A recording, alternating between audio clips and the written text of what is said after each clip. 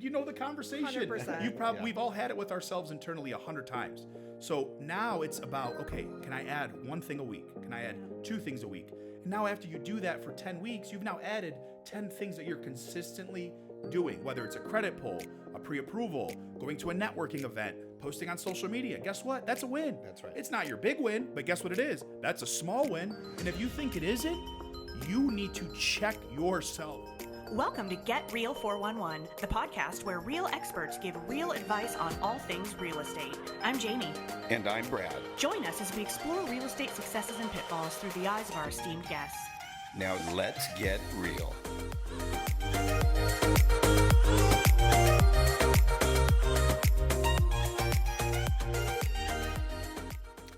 Well, we are excited to be joined today by President of Next Door Lending and the CEO of AIME, Jonathon Haddad. John, welcome. Thank you so much for having me. You guys have been incredibly welcoming the entire way through.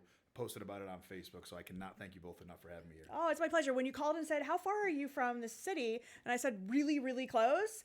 It was great that you could make this your home base for the week and work out of our office and get to kind of meet the team and, know what we're all about. Yeah, you made my life a little easier, too. We brought out our twins, our 7-month-old twins, so we were sitting in an extended stay hotel room, and I'm like, I'm losing my mind right now. And so I didn't even realize how close you were, and once you told me, I was like, thank you, God, just to get work done over here. So obviously, if you guys are listening just on audio right now, we've got John in the office with us. And so go to the YouTube and check it out because you want to see his pretty face anyway. But yeah, John's here in studio. And Jamie, this is actually our first in studio pod. You're right. So, welcome. Thank you. This is inaugural for us. No, I appreciate that. And thank you for the pretty face comment. I did pay for these veneers. So for anybody out there, you know what? Please look at my teeth. I paid a lot of money for them. Let me know how they look. Love it. Love it. Awesome. Well, look, today we want to get into a bunch of things. So as Jamie said, you've recently taken over as leadership of AIME, which is the Association of Independent Mortgage Experts. For those that are not in the mortgage business, that is kind of the lead organization for initiatives for the mortgage business, Yep. Specifically mortgage brokers or originators. Something like this really didn't exist what was it, 2020? 17, 18 is when it really began. And then AIME itself took shape in, I believe it was end of 2019, it became AIME. Yeah, I was Right in going there. to say 2019, 2020, because I know it was just Yeah. before COVID hit. Yep. And because you went to the one event, you're like, I want to go to this event. I go, what the heck is that? And you had to explain it to me because growing up in the mortgage business, I mean, we had NAM and we had some local stuff, but honestly, it was very fragmented, not very helpful. And so, when you said that, I was just like, okay, do whatever you want to do. And then The you rest was convinced us to history. join. Yeah. So, but it's a really big force and it's made a big difference. And we're going to talk a little bit about that today. But what I want to really get across today, other than talking about AIME, talking about the initiatives, how it affects professionals in the mortgage business, also how it filters down to the consumer and benefiting them, is just you as a person. Thank you. Like, you're a cool guy. And I had one occasion previous to you coming to our office this week to interact with you. And I had a great interaction. You spoke to me about my other business, about HomePie. You kind of gave me some feedback and we had a good conversation, but you also were really helpful with some of the things that you were doing in your business and kind of advice. And by the way, John's young enough to be my kid. If I had kids earlier in life. But yeah, I mean, you were really insightful. And so getting to know you a little bit more over the last couple of days has been awesome. And I think that you should share that with people. So what I'd like you to start with, if you don't mind, is just kind of tell your story, how you grew up in the business. Like, you're from Michigan, but you started to tell me a little bit of this stuff, and I think you should share it with the audience. Yeah, first of all, thank you for that opportunity. And I'll tell you, I love storytelling. I think part of my journey has been learning how to be a storyteller. It's always been something near and dear to my heart. And so I always am working on that craft. I think to help people relate to you as a person, you give them real context into things that happen in your life.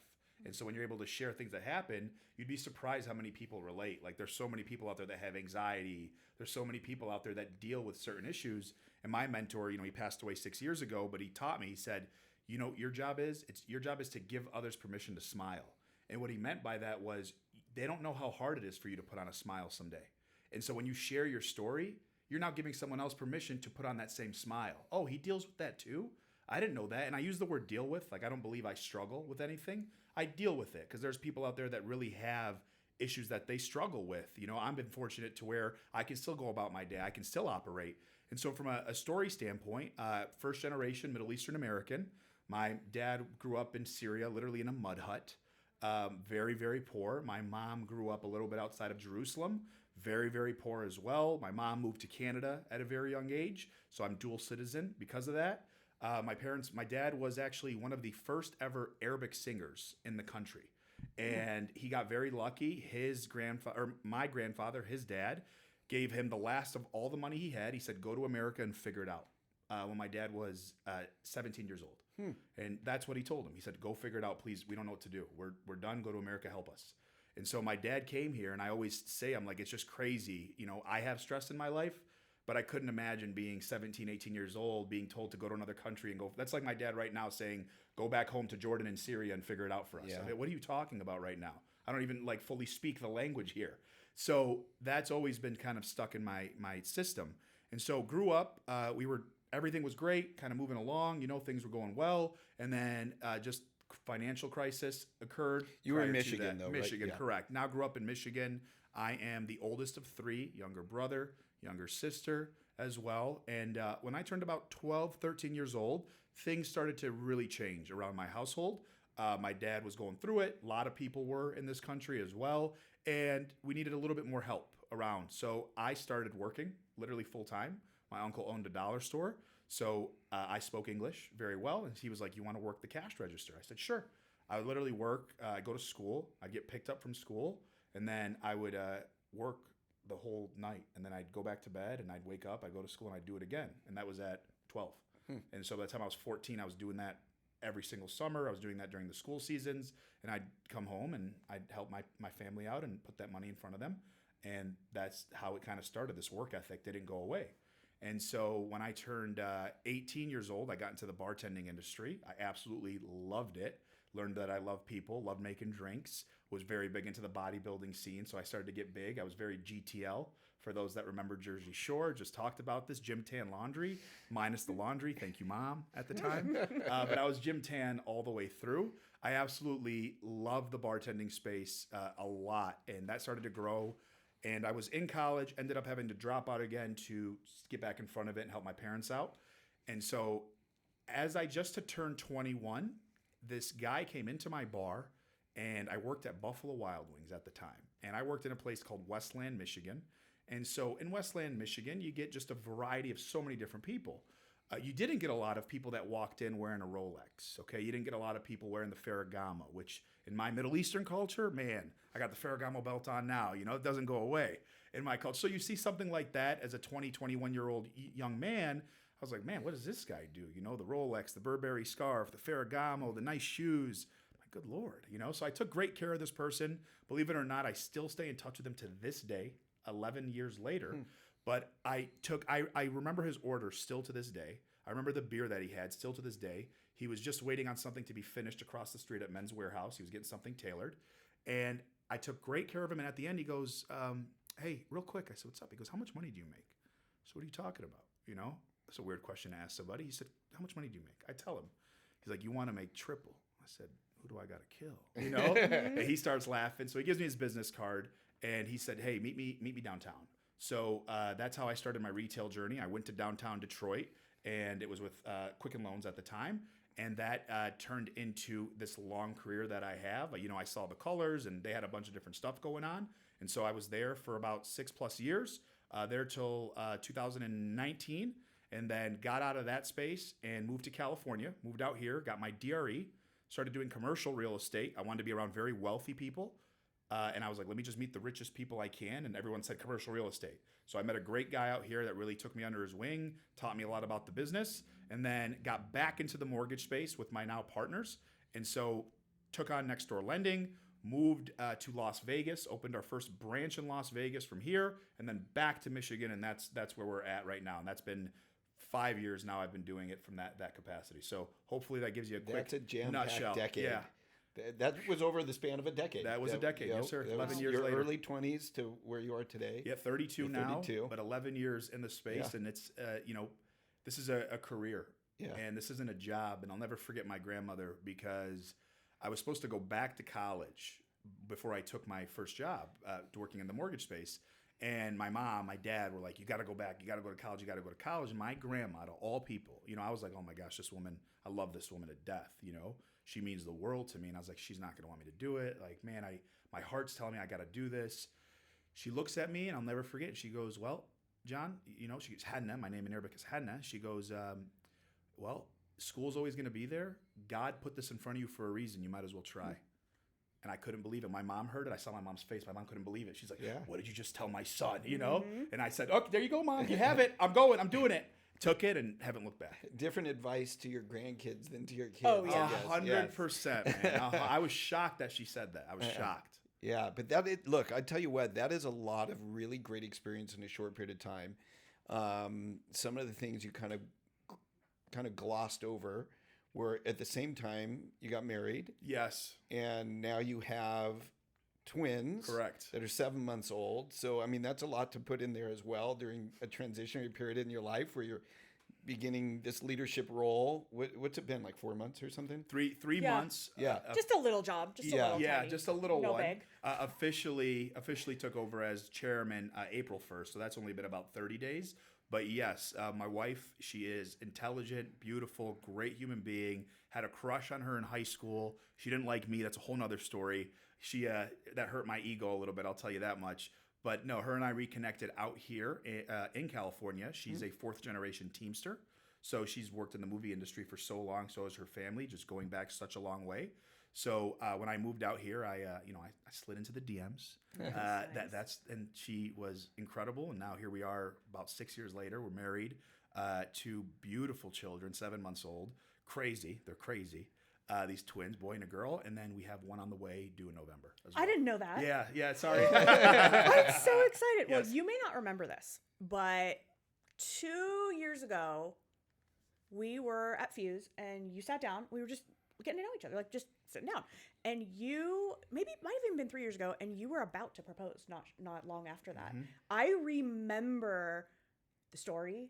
I remember the way your face lit up. I remember how excited you were. And so it's been so cool to watch you get married, have the twins, and now you've got another one on the way. So, like, I'm invested in this story. Like, this is so cool. Such a blessing. So awesome to see. So congratulations. Thank you. And it does change your, it's crazy because 6-7 years ago, from a perspective standpoint, I was just work.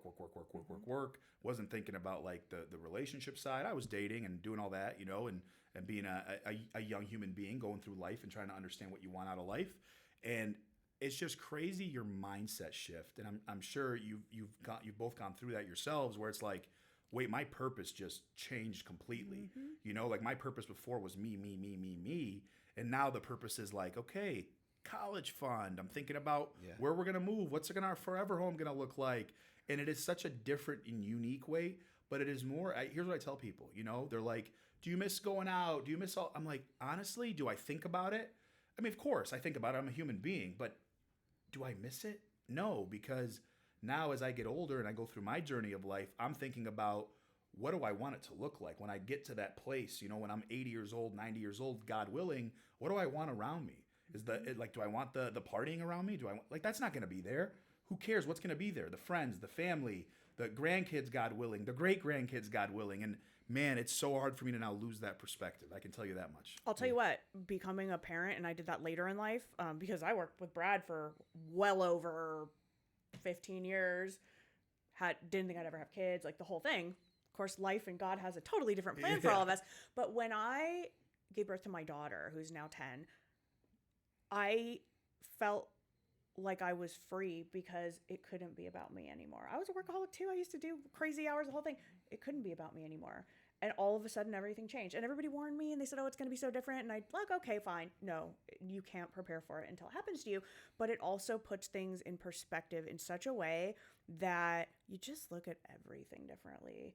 Relationships become so much more important in every aspect of life and business. And I think it's just such an amazing journey. This is a season, right? I remember when Charlotte was little tiny, we were very homebound. It was a big deal to get all the gear and do the things. Even going out to a meal was a huge thing, right?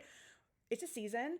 The kids will begin to get older. They'll begin to do more for themselves. And then another season of your life will begin. And Brad's in a different season of his life. And I've been with him through many of those, right? Yeah, I think this dovetails really nicely into change, Yep. right? Because change is really there in your personal lives. It's there in your business. And they have to coexist.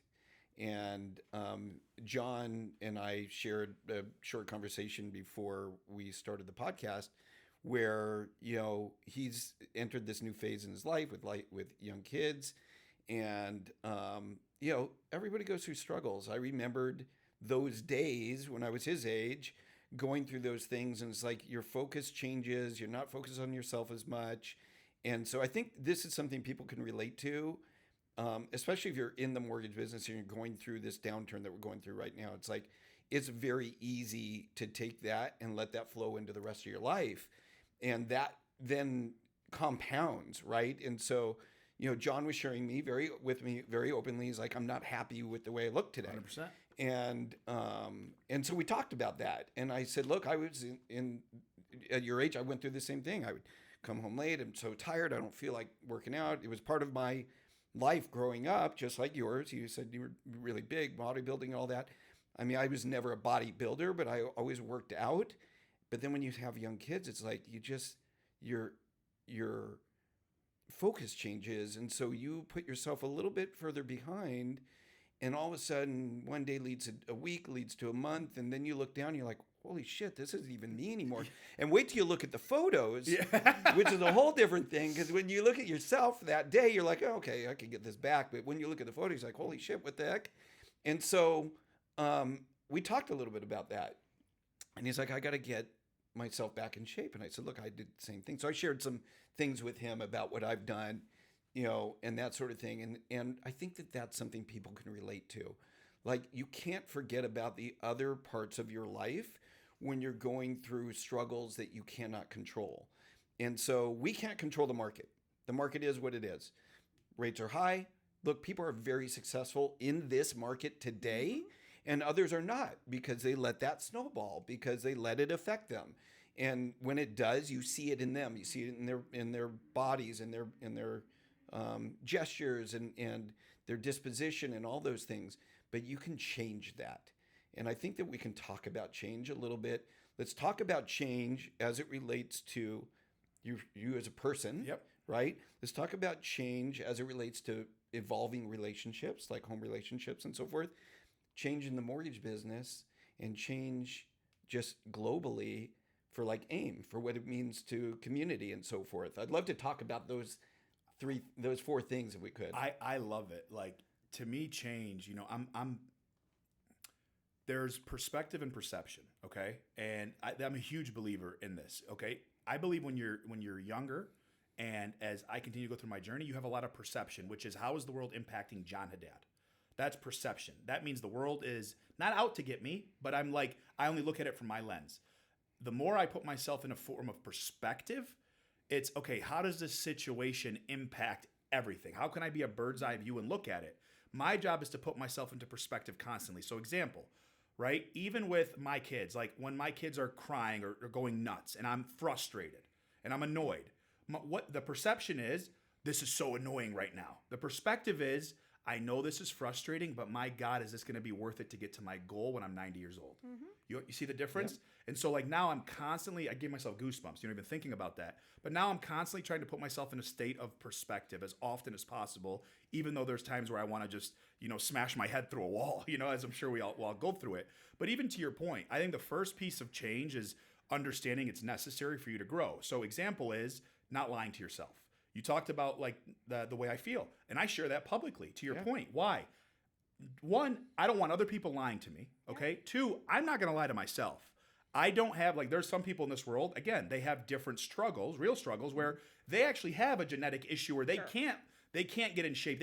Because they literally physically cannot do it because of something actually occurring. I don't have that, right? So that's the first thing is remove all those excuses. So for me, it's important, like, even when you're talking to me, like, my goals, what I want to do. So you being that honest with me is super helpful, but me being okay and opening that door up to hold me accountable is a very big deal when it comes to change. You got to be willing to know what you're actually good at and what you're not. And that look in the mirror is the most important piece of it to start change. That is so, what you just said right there, I want to pause for a second and just kind of really focus on that, what you said there, because we're talking about, hey, I'm physically, I want to change, but really take that and now place that in a position of, so I started a 90-day blueprint for our loan officers, which is like, what can I do over the next 90 days to really change my business, to really start doing loans, start closing loans, close more loans, whatever it is. And it takes that day. Number one, you have to recognize and be open to the fact that you need to change and really recognize yourself. Have you been doing the things that you need to be doing, right? Have you been eating right? Have you been exercising properly? Have you been sleeping properly? Have you been doing those things that you need to do? Because without that, you're not going to see the change. The same thing applies for any business. I mean, you can take this into any business, but obviously in our business, in the mortgage business, are you doing those things every day? Are you building those muscles? And you got to be honest. And I'll tell you right now, there are very few people most are not. And when you say most, it's like 98%. It is. It really is. And so now if you take a step back, and I said on my phone call yesterday, the kickoff to this program, I said, there's only going to be maybe 3 of you that are going to follow through. And at the end of the 90 days, you're going to have lots of loans to show for it. That's it. Because I know statistically, the rest of them won't do it. And so when I asked today, who did the work yesterday? You nailed it. I started to hear excuses. There it is. You nailed it. Yep. And that's the thing. What's hard to grasp is people want the instant gratification. And it doesn't even matter the space that we're in. It doesn't matter. It doesn't have to be mortgages. It can be your body, your diet, whatever it is. People want, like, the culture we have right now is instant gratification. What we need to focus on is no longer, like, stop focusing on the big wins, okay? The big wins is I want a 6-pack, okay? That's the big win. But to get to the big win, what do you have to do, right? It's each day. And the same thing with loans. What's the big win with loans? Closing a loan. The big win is I closed the loan. Now I'm receiving a paycheck because of my ability to close the loan. But to get to that closing, you're saying you want to skip the steps. You're saying you just want to look up and you want the fruit to fall from the tree. Yeah. There's no more low-hanging fruit. Nope. And I think that's what people need to grasp their minds around. This isn't happening again. And if it does, it's not anytime soon. Will we get another thing that, 2020, 2021? Who knows? But is it right now? The answer is no. So now how do you change your mindset to focus on little wins? Even with the dieting, I struggled early and I lost 20 pounds like I was telling you, and I'm so proud of it. But when I first started, I didn't. Why? Because I decided to go full blown, I'm going to go crazy on the diet. Terrible idea. I hadn't been dieting for years. Now I'm just going to cut everything out and cut all the sugars out. What a terrible way for me to look at it. And so what happened? I failed. And now I was upset, and I was even more pissed off at myself for failing. We've all been there. Like, you're smiling. You know the conversation. 100%. We've all had it with ourselves internally 100 times. So now it's about, okay, can I add 1 thing a week? Can I add 2 things a week? And now after you do that for 10 weeks, you've now added 10 things that you're consistently doing, whether it's a credit pull, a pre-approval, going to a networking event, posting on social media. Guess what? That's a win. That's right. It's not your big win, but guess what it is? That's a small win. And if you think it isn't, you need to check yourself heavy. Check yourself heavy. You don't become a billionaire overnight. Yeah. It's stepping stones in the right direction. You don't become a millionaire overnight. You don't make 6 figures a year overnight. Yep. That's stepping stones in the right direction to get you to that place. Well, and I think that we are very fortunate in the mortgage community that has been built, which, to Brad's point, didn't exist even 10 years ago. There are people winning, and the majority of the people winning have an abundance mindset and are right there telling everybody else, come and sit with me, and I will tell you how I did it and what you need to do to do it. John's one of those. You are one of those. I see Brad doing it all the time.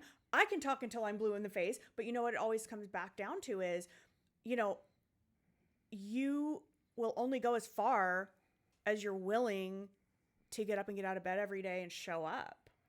You're listen, and you know what's crazy? You do it too, Jamie. And like Brad, for instance, today, okay? We talked about like his diet, what he did when he started.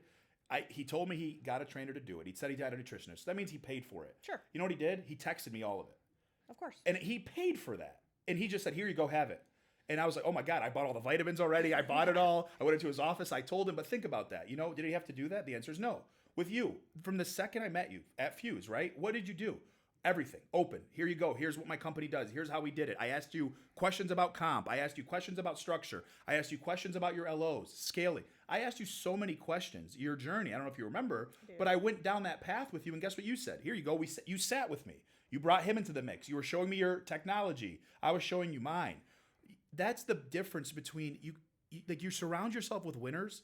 It makes your life easier. But when you surround yourself with people that egg you on whenever something negative happens, that's where you lose. And what I mean by that is this, okay? Oh my goodness, I can't believe I lost that loan, for example. You talk to your friend and instead of them saying, well, why did you lose it?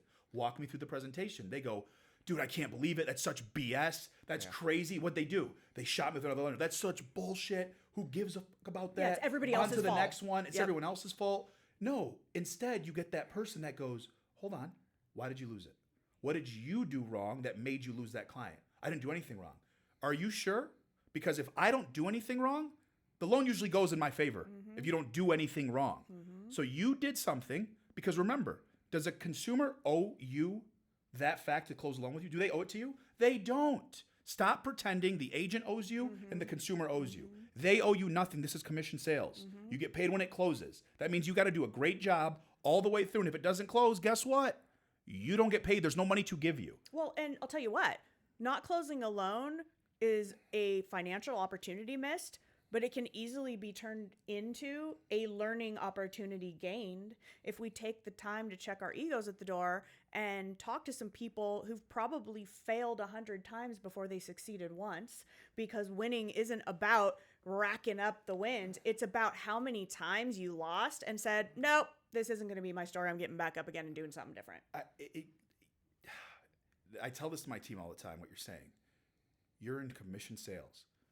Guess what clients are supposed to tell you? No. You're not. They're not all supposed to say yes. That's not.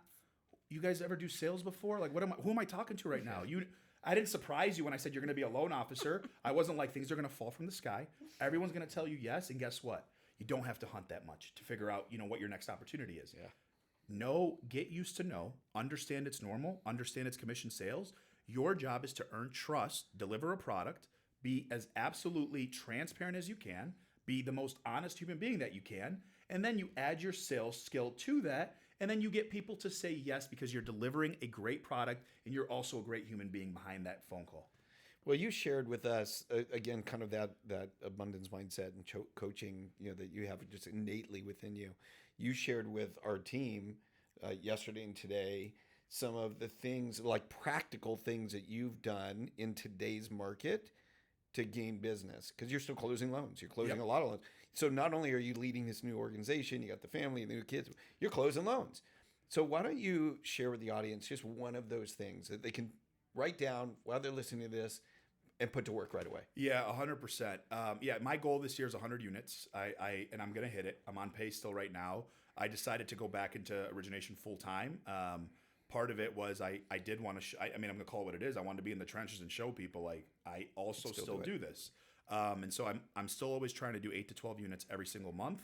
And I think one of the biggest areas is people right now, even with my team, and by the way, me included, it's like they don't want to fill up their calendars with things that they need to do, right? They want to fill up their calendars with what? Like, oh, I want an agent meeting. I want this. But what you don't realize is you've already written God knows how many loans in the last X amount of years. So one of my biggest focuses, it's in my calendar every single day. I check in on literally 2 past clients a day. That's my goal.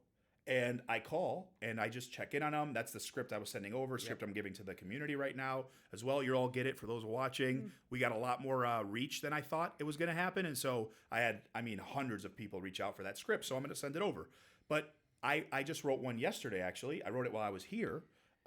in that room over there, it was hilarious. She was telling me, she was like, "You're too loud. Go over there." I started laughing, and I went into the other room. Angela tells him The you're person too who's loud. also too loud. That's why it was hilarious. No, but she's great, you know. But I told her, I said, if I'm ever too loud, just tell me, because I know I get, you can hear me. I get very excited. But I called my client, past client, checked in, just how you doing, what's yada yada. Well, he's going through a very big personal matter, and this ex getting half of the house. Well, I didn't know that, and the only reason I knew is what? I made a phone call, and now we're doing a HELOC because of it. Yep. That was a check-in, and I sent it to my team, and I sent the call to my team, and I recorded it. I actually put it on video as well, like talking to the consumer. And listen, everyone's like, "Oh, it's luck." Yeah, it is luck, but I planned You it. made the luck. Exactly. If you didn't make the phone call, If you made wouldn't be zero lucky. phone calls, you'd have zero not past lucky. client opportunities and right that's now. what I try to explain to the team. So I'm doing a Zoom with the team now. I'm going through their past clients with them. I'm showing them what to look for. I'm showing them how to start the conversation. Now, is this for everybody? The answer is no. But if you can't, if Well, you find I one would opportunity, actually say the answer is yes. Yeah, it doesn't maybe even it's matter yes. if you don't have past clients. Maybe you've closed 3 loans over the last 3 years. Everybody knows 500 people. Even if you don't know maybe you know 200 people. At 2 calls a day, it'll last you a year. yeah, yes, Right, I mean- yes. Just make the phone calls. Just talk to people. But you can't be shy about telling them what you do, about asking the right questions. And so when you scripted that out and you sent it to us, so I love that you're going to share it with everybody. And maybe, Stuart, we can put a link to it underneath this post of this podcast. What I said to you was you literally memorialize. So I've always been like, just innately, I'm able to just sell or, ask those same things, but I never really memorialize it. You literally memorialized. I'm like, that's exactly what I would do. But you put it in writing. That's what she said to Oh, you did yesterday. you? That's funny. She was talking about you like that yesterday. Yeah. But you put it down. I'm like, this is perfect. I immediately sent it to Angela, and then we'll share it with the whole team. But yeah, I mean, I love that. So you're a coach, right? Which leads you to, okay, now you're basically a coach of this huge community, right? AIME. And so why don't you tell us, like you told me, I literally asked you, I go, how did this come about anyway? How'd you get asked to be put in this role? And you shared it with me. Yep. So no, yeah. So I was telling you this too. It's so funny because like I'm catching my voice right now. Like I'm learning. I've never done anything like this. It's funny. Someone was like, somebody said early on, it was one of the, I won't say negative comments, but it was a comment of doubt. And they were like, he's never led a nonprofit. I actually do have a nonprofit called Project Promise, where we give back to inner city teachers that can't afford to pay for all the supplies for their students. So I've been doing that for 4 years. And it was just funny. I was like, did you not look me up? At all? So I do have a slight background with nonprofits from that side. Okay. Just certain things are just near and dear to my heart. For me, with the community, so I actually got, when we started, we were with Rocket Pro, QLMS, whatever it was. That's because I was from, with Rocket. We had some stuff behind the scenes, no big deal. But I got led into AIME right away. I didn't even know what it was. I was like, what is this? So I got the Facebook group. I signed up. I paid for my membership, was a VIP member right away. I was like, okay, this is new. Like networking. I'm seeing people talk. I'm like, this seems fun. So I go to my first Fuse event. Went there. I was like, okay, I'm meeting people. I'm going to the VIP lounge. We're talking. I'm meeting all of you guys for the first times. So I go back, tell my partner, I'm like, this is cool. And so I've always, not always, I have wanted the opportunity to have a stage and a platform. I feel like I have good energy. And I'm like, let me just bring my energy to the table. So I was in Katie's ear a few times, got to meet her. And her and I had a lunch one time and whatever. But I was talking to her. I was talking to my AEs. I was talking to everybody across the board.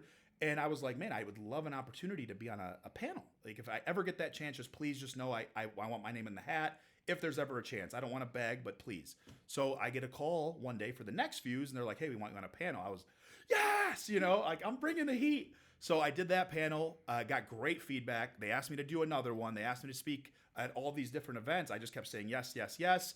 And then it even got crazier where people were dropping out of their speaking engagements, whether it was nerves or... You came in a pinch for my panel. at Bingo, Fuse. yours was one of them. So that happened multiple times, and I was like, done, I'm in. And then a conversation popped up, I was talking to Katie, I was talking to Mark, bunch of people, and they were asking me about it. Like, how do you like it? I go, I love this. It's great.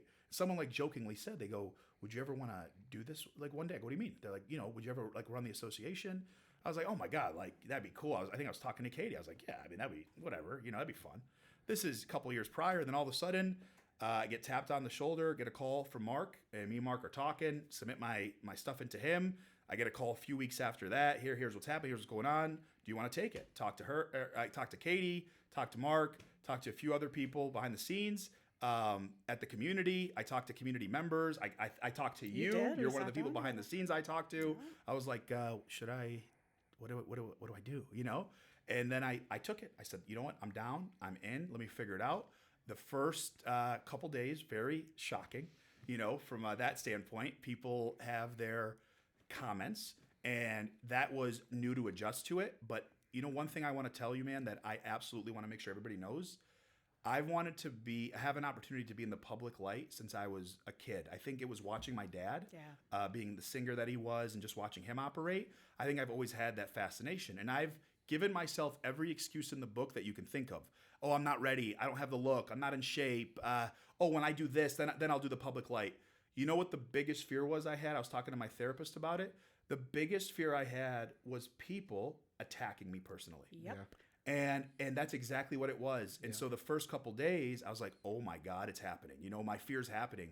But then 2-3 days passed. I'll never forget. I look at my wife. I wake up and I go, hey. She goes, what's up? I go, I'm not dead. That's right. I was like, this can be a problem for people. And so now I'm learning and I'm grasping and I'm understanding and I'm learning who to talk to. And I've got to be close to 500-600 phone calls at this point. So that's that journey. You tell that story and the whole thing about the fear and then, hey, I'm not dead. Mike Tyson talks about that. I don't know if you know this, but there's an interview that he does where the very first time when he was learning to box, he was in like a kid's home thing. And I'm going to mess up the story, so I'm just going to say, he saw these boxers. I want to do that. And the very first time he was punched in the stomach, it was shocking to him, and like he wanted to quit. He was like unbelievable. And then he realized later, it was like, oh, well, there's pretty much just about 4 seconds you can't breathe.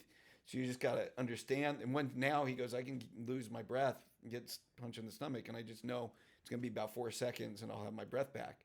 And so very similar. Like now like it's going to happen again. And you know and what? You'll get through it. Whether you took this role or not, anybody that reaches a level of success and has an abundance mindset, which you've had since the day you joined AIME, as a person, you've had it forever. But that was one of the things we all noticed. I've been on the member leadership team for I think this is going into year 3. We noticed the people that are like, how can I give? What can I share? How can I help? Yeah. Those are the people that become the leaders of tomorrow. And there will always be negativity from a certain segment of our community, regardless. They all have their reasons for it. But you know what the biggest reason why you had negativity coming at you from others? Because they fear change. Mm-hmm. They haven't learned how to adapt to it yet. That's great. Any change. It could have been anybody that stepped into that role. What's happening? Our organization is changing. The leadership is changing. What does this mean for us? How's it going to affect us? That's what people are doing inside. And the only way they know how to process that is attack the thing that makes them uncomfortable. But you were authentic. You were yourself. You were a human being with all your flaws on full display, with an open heart, an open mind, and an open ear that said, I care about this community. I'm a part of this community. I'm honored to lead this community. And I am not going to BS anybody. And listen, and that's the thing. Like and every day I'm like, okay, perspective, right? The perception at the time was I'm being attacked. Mm-hmm. Okay, the perspective is no, you're not being attacked. That's right. The concept and the idea of this change is what's being attacked. And so again, to your point, that mindset shift for me, like, listen, I'll tell you guys flat out, like I always try to keep myself as level as possible. But I will say one thing: my mindset, like, it's just good luck breaking it. It's just like I've just been through a lot, like when you're 14 years old and you're dealing with stuff for your family that you can't talk to other 14-year-olds about. I'm sorry. There's not going to be a lot you're going to tell me where I'm just like, oh no. Like that was one of the worst literally years of, you shouldn't, it's hard to talk about, I get emotional, but like, I hope to God, 14 was one of the worst years of my life. Could you imagine saying that? Like, could you? I'm just being real, you know, and I'm good, but it's like you're not gonna break my mind. I'm sorry. Good luck. If that's what your goal was, you're not gonna be in a good spot here. In my mentor, you talked about abundance. You know, I was saying he passed away 6 years ago. He's the reason I share everything. And every time I don't want to share, I just look up and smile. That's why I've never taken this off my wrist in 6 years since he's passed. I bought 100 of these. I've never not had it on. And I smile because every time I go to get that dark mindset, like, don't give it to that person, I just hear his voice and he's just like, don't do it. Give it to him. And he told me, you know, one day I did something at my previous employer and they wanted everything that I built. And this individual was like, yeah, I'll take everything, you know? And I was like, I don't want to do it. So I call him. He's literally on his, he's dying at the time. And this is how beautiful this person was, man. He's dying at the time, and all he wanted to talk about was work for me. He goes, that's all I want to talk about. I would bring up like his health. He goes, no, stop. I want to know about you, your work. I go, come on, like, what's going on? No, we're good. Please tell me, it helps me. Great. So I tell him the story. I tell him, like, I don't want to share it. He looks at me and he's like, that's weak, you know? And he says, that's weak. I go, why? He goes, because when you share everything you have, it only does one of two things. I said, what? He said, the first thing it does is either they can't do it, which means you're the outlier. He said, or they do it better than you, which means you have to work harder. That's right. And he said, do any of those two things sound bad to you? And I was like, well, no. He goes, great. So you should probably share, huh? And I said, yeah. And so after that, that's it. Here you go. Anytime someone asks, here you go. Well, let's talk a little bit about your initiatives and goals as, you know, now the leader of AIME. Maybe just share with people and how it affects those in the industry and consumers. Yeah. I'm getting so much. I'm a data person. I love data more than you could imagine. I believe data helps shape the choices and decisions that you make. And those that don't want to stare at the data or look at the data, I believe you're costing yourself not just time, which is super important, but you're costing yourself a significant amount of opportunity to earn. So for me, the data piece is huge for our community. Consumers win by using a broker. There's just no questions. Jamie was on a call today with us. We've got access now to a lot of HMDA data, and this data comes through an awesome research company called Polygon Research, but it breaks down the broker versus the retail channel, and it's just not close. Across the board, you can see everything, whether it's rates, closing costs, lower credit scores, minority borrowers. It's there, black and white, nothing for you to say about it. So that's the first piece that I absolutely love and why it's so important to continue to propel this community forward. The other piece from an initiative standpoint, it's very simple. Help brokers close more loans. That is literally the mission statement, and we're doing it at the highest level right now. Especially, you're seeing the comments, you're seeing the way we're helping the community, changing the way we post about what's going on. It's tougher to close a loan today. That's a fair statement to make. It's going to get even tougher when it comes to getting approvals in our automated systems, just because they're changing a lot of the guidelines and what's actually occurring behind the scenes. So having a place to go to that, you know, someone can guide you through those changes, how to put a loan together, like a scenario situation. We need the community to focus on closing more loans and to know where to go if they can't get one closed. On top of that, another huge initiative, mindset shift. No one's doing this for you. I'm sorry. As much as you want someone to do this for you, it's not going to happen. So we need to get people in the mindset that we need to put our heads down. We need to focus as a community. And the more we tear at each other, just know retail's laughing. Oh, okay? they are. They're laughing. We've now gained, we're up to almost 24% market share as a mortgage broker. If you don't think that they are nervous about that, you're delusional. Number two, go look. Some of these companies are publicly traded. They got billions of dollars in the bank. So if you think retail is just going to sit around and do nothing, you're out of your mind. They're getting ready to do it. I posted something recently, data standpoint, over 640,000 cash out refinances happened last year. Of that, mortgage brokers only accounted for 19%. The rest of it was accounted by retail. Over 500,000 loans were done by retail. Why? They have the data and they're leveraging the data and they're leveraging the systems. So you as a mortgage broker, find a way to get this. It's too expensive. No, it's not. There's systems out there that work. I want this system. Great, can't afford that right now, no problem. Find a different one to operate. We got to be in that mindset of winning, and the only way to do that is to be around winners that are telling you, hey, I'm calling cash out clients. I'm calling this. So those are just a few of our focuses. There's a lot more that goes into it. The last one I'll tell you is I really want to turn this community into a streaming community. The streaming world has exploded after COVID. You have companies like Twitch and Kick that they're investing billions of dollars into these organizations, but we got nothing for the business sector. Why can't we do realtor meetings live on Facebook so everybody can see it? Why can't we do our one-on-ones with our agents live? Why can't I have you see my team huddle so you can see how I do it? But not just me, get the rest of the community to showcase it. How Jamie's doing it out here, how you're doing it out here, how I'm doing it back in Michigan.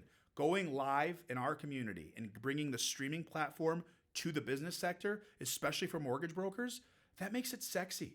Now somebody's like, wait, I can do that. Yeah. Oh, I can have that. I'm good at that stuff. Yeah. I really believe these things open the doors From for a us. recruiting and career standpoint, especially. But what I'm hearing from you, which I'm sure Jamie's hearing the same thing, is that you come from experience, which is a lot different, right?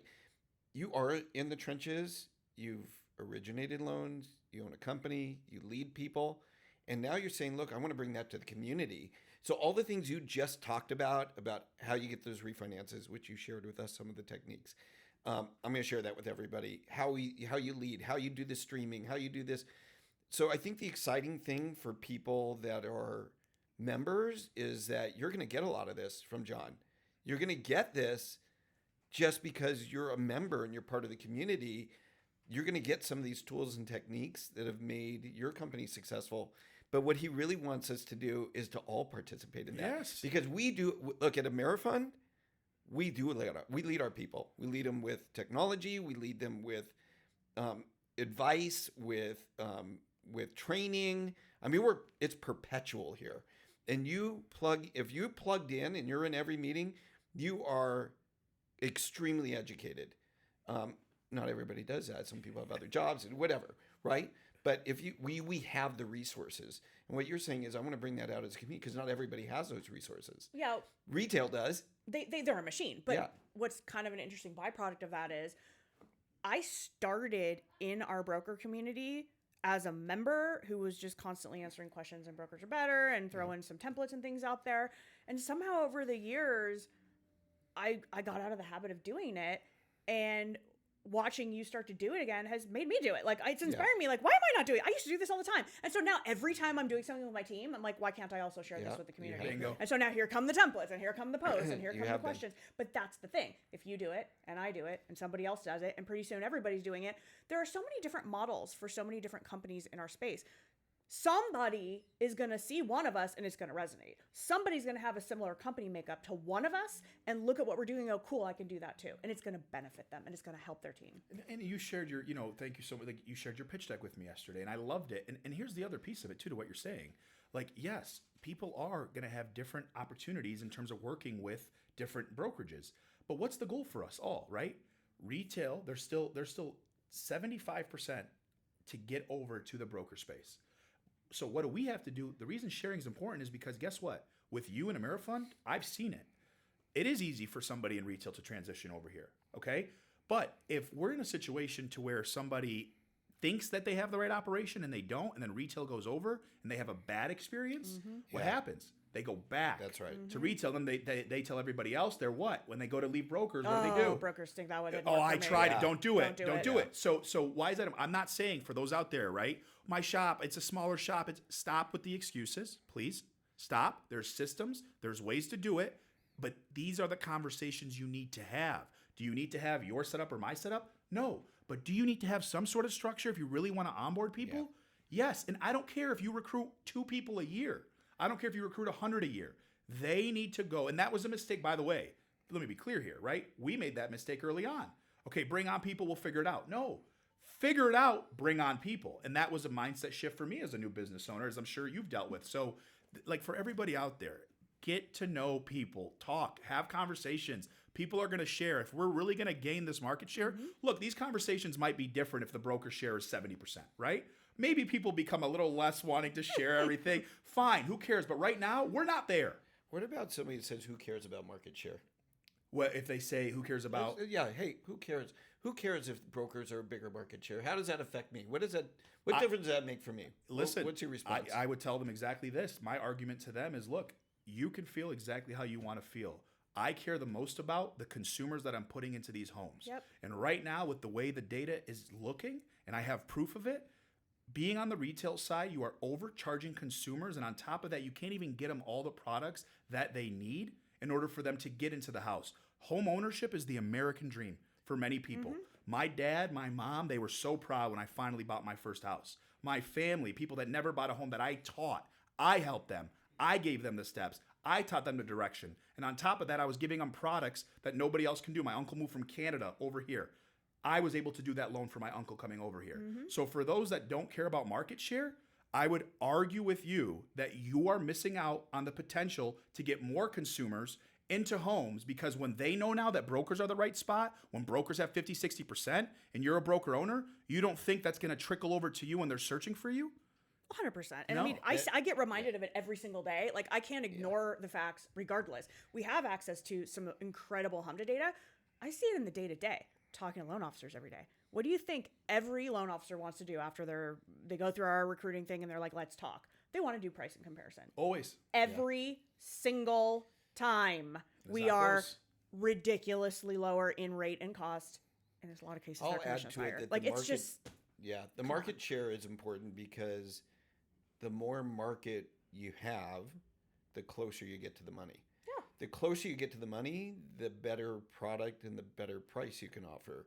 And so I remember the days going back to, the early 90s where we had closer to 50% of the market share. And there really, like, the talk was to go to a mortgage broker. There wasn't really the term retail that we use today. That just wasn't a term. You were a mortgage banker, you were a mortgage broker.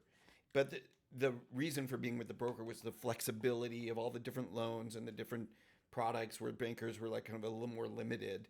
And but the market share brought us closer to the money. And so there wasn't this big difference in price that there is today, because we were closer to the money. And the more we do this, we're much bigger than we were just a decade ago. The more we add people, the more we bring on market share, the closer we get to the money, so that we can get better pricing. So the wholesale lenders that we're originating these loans through can offer better pricing. And if we keep on our end, like we do, we're very flat. So we don't have managers paying regional managers, paying, National directors managers. and then national The managers, like all these EVPs, things. SVPs, Where all that just leads to you making less money as an originator and the consumer getting a higher price. So we're really careful to leverage technology and AI and other things to streamline the organization, use the right technology so that we don't need all that oversight, and to pay people that, I know the term empty suits that somebody we know likes to use. We don't have to do that, because we want to deliver it directly to the consumer. But now, if we can get even closer to the money, so like banks they are the money. They're very close to the money. They're very sharp, but they have a lot of overhead. And the closer we get, the better price we can offer, and that comes from market share. No, and I love that. Like, you got my brain going now, because closer to the money, because now you're spot on. Because now, like, people, here's what's crazy. So brokers, we get charged literally a surcharge of 1/8%, and we're still cheaper than retail. We get charged 1/8 because why? No reason. There's no real data. There's nothing out there. Our default rate is not lower. It's either the same or higher. But to your point, now we have 50% market share. We can go play our game now, right? You need money to circulate. That's right. So what people, and this is the big picture stuff, right? So it's always, we don't really always go into this stuff, because it's, you don't want to always just dive into it. But the world revolves around money circulating. People need to understand that. That's actually part of the fear that's happening. People aren't circulating their money as much because of the past, and so they're actually holding. There's a lot of cash being held, which is not good for the economy. People don't understand that. But people are holding cash. Why? They're waiting for something to happen, because they're like, we're not doing this again. You're not going to trick me. I went through 08. So these people have gotten a lot smarter with their money, because the data's out there, the information's out there. You have access to data at your fingertips that you didn't have even in 08 when the market crashed. You didn't have that data. You're getting it from the news. And so you're like, okay, we should be all right. And then all of a sudden, what I remember, I was in high school, but still I remember when the crash happened, the news is on, stock market's going nuts. People don't know what to say. So now you have that information, but having the money, getting closer to the money, means we can now dictate what we get, the products that we get. We can get better pricing. I love that concept. Love that concept. That's and that would be my response. So, no, it's a great response. Well, awesome, man. Look, we've had a great chat and covered a lot of ground. And what I really wanted to get out of this is people understand, the ones that have had kind of that negative initial outlook of, hey, you've just been appointed into this position or whatever it is. I want them to just kind of feel you as a person. And I would say this, and you said you're getting all these phone calls. if there's somebody that is still questioning his integrity, call him. That's exactly He will right. answer the phone and he will have a chat with you. He's a real guy. I mean, he's just spent the last couple days in our office. I'll tell you, I really like him. Thank you. And I'm a terrible judge of character. Yeah. So let that be a lesson to you. But that's it. Jamie has a question, and I didn't prep you for this. But she has a question she likes to ask all her guests. All right. I'm gonna actually Twist it a little bit? Twist it a little bit. Okay. So I usually ask our guests, knowing everything you know today, if you go back to like your, let's say, 20-year-old self, what would you say? But I'm actually gonna do something different with you. I want you to go back to that 14-year-old boy. I'm actually gonna get choked up right now. I want you to go back to that 14-year-old boy that was having the toughest year of his life, that got up every day and did what he needed to do for his family. Knowing everything you know today and where you are today, what advice would you give him? I'm going to get emotional. So give me 2 seconds. Yeah. I would tell him, even though he wouldn't listen, because I know how that person was, I would tell him that you need to count on yourself more. And when you go through this life, don't worry about pleasing people, because there's going to be a lot of people that want to leverage how hard you work.